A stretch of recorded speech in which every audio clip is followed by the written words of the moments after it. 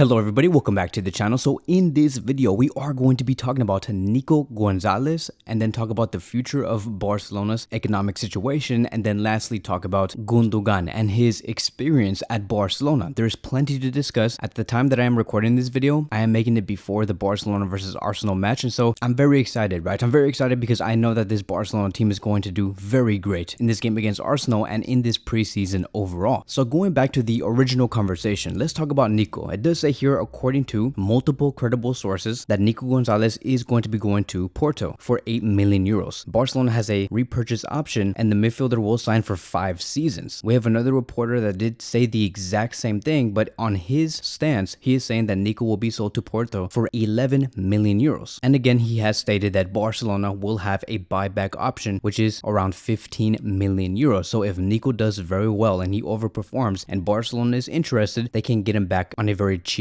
deal. And so there is contradicting reports. One is saying 8 million, one is saying 11 million euros. But at the end of the day, Nico will no longer be a Barcelona player. And I think that Barcelona made a good deal. Like if they're going to be putting on a buyback clause where they can get him for 15 million euros, and if Nico ends up being like the next, like whatever, right? The next Kimmich, the next Rodri or something like that, who knows? Again, Barcelona is going to be having that special clause, which is always great to hear. Honestly, I'm not really upset about this move. I'm happy for Nico, if anything. And I think that Nico can pull off something great.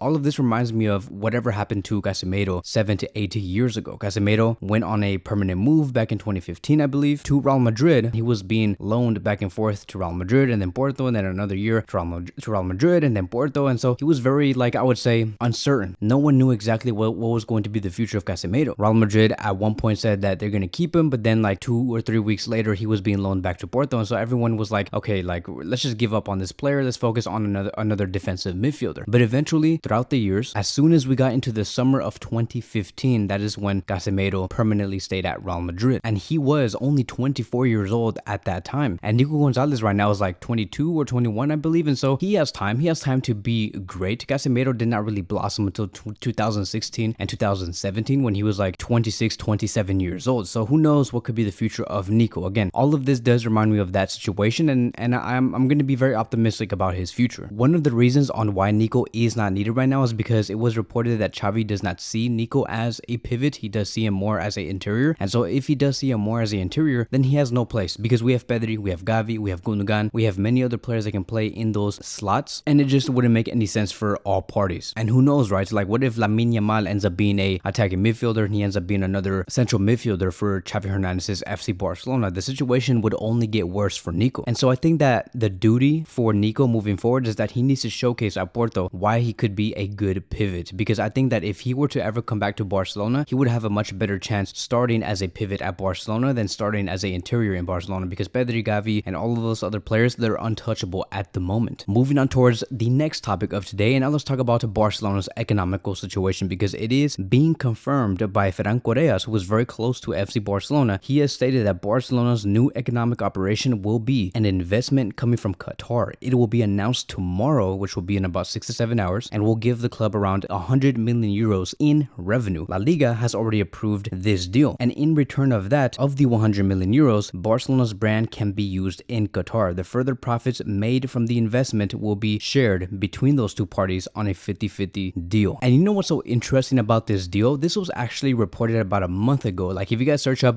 Barcelona's deal with Qatar and you guys look at a video that was posted about a month ago, we have already been talking about this. This was already been talked about multiple times, but we're finally hearing today that it has been approved by all parties, and especially with La Liga, which is the most important. And so the fact that they're going to be getting 100 million euros, that does mean one thing: they'll be able to register the players. Now, I've seen you guys' comments. I've seen the players that you guys were like talking about on who are going to be those 7 players. They didn't make a lot of sense. Again, I have really no idea who those 7 players are exactly. I just know that most importantly, players like Gundogan, Oriol Romeo, and Inigo Martinez, our brand new signings, will be registered. And this also really does make me think, right? Like, this deal, knowing that it came like a month later and they were trying to negotiate this deal about a month ago, that was also around the exact same time Barcelona were trying to get Messi, and Barcelona were trying to tell Messi like, hey, look, wait, we're trying to work on deals in order for you to come and be registered at Barcelona. But Messi at that time did not want to wait. When I don't know if you guys remember, but Joan Laporta was at Qatar with like some other people, and we're like, what's going on? Are they trying to lock down a deal? That was around the same time that Messi was trying to debate on whether he should stay at PSG or renew with PSG or go to Barcelona, go to Inter Miami, or like whatever, right? Go to Saudi Arabia. Maybe this is the thing that Barcelona were trying to like really fast forward, was them getting approved by La Liga on this 100 million euro deal and registering Lionel Messi. And so can you imagine Messi a month ago saying, I will wait for Barcelona, no worries, and then seeing this, or around this time, like right now, within these next like 5, 6, 7 hours, we probably would have been hearing that Messi will be registered for sure after Barcelona have an agreement with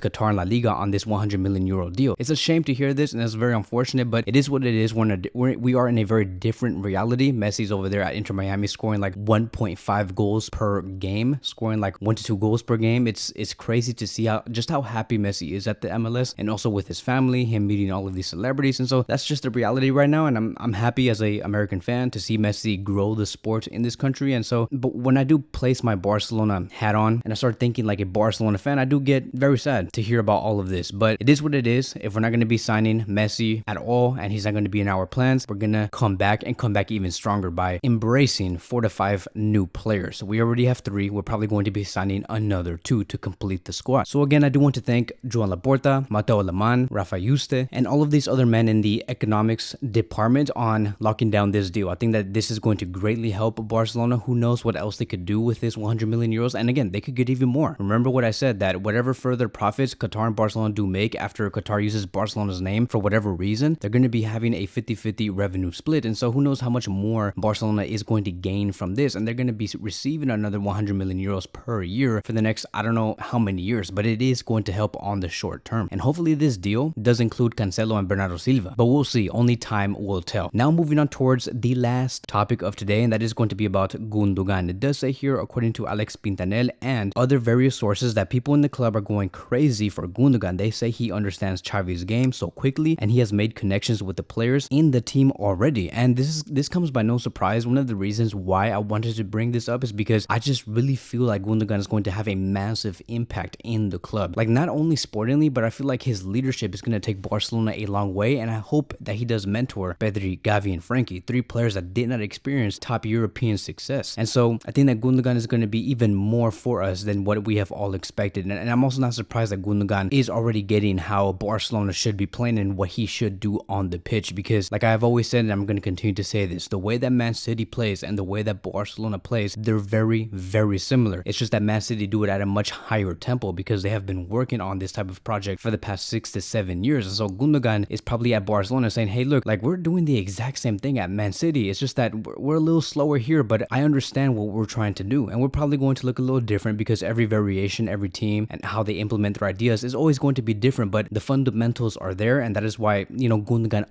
understands the whole thing. Gundogan earlier this week even had an interview, and he was talking about how he has a great experience at Barcelona so far. And this is what Gundogan said: my first impression of Xavi was amazing. It is exactly what I expected. We spoke before the transfer on the phone, and he explained a few things to me. His idea of football, which is quite similar to Man City, we have already have a great bond, and it's just going to get better. So again, it comes by no surprise. I do think that Gundogan will be a for sure starter for Barcelona. I just don't know where he's going to be placed. I hope that Xavi does implement the 3-4-3 system with Gundogan, Frankie as double pivots, and Pedri and Gavi as interiors. Yes, it could work. Only time will tell if it could work, but I have belief that a double pivot of Frankie and Gundogan can give Barcelona a lot. I honestly don't see Oriol Romeu starting. I know that you guys do have Oriol Romeu starting in every like starting 11 prediction for the beginning of the season, but I just don't see it. I think that Oriol Romeu is a great player, but not a starter. He's not like top world-class quality. I just think that he's a great reinforcement in case any of our main starters do get injured. But that is it. That will be wrapping up today's video. Thank you guys so much for watching, and I will see you guys in the next one.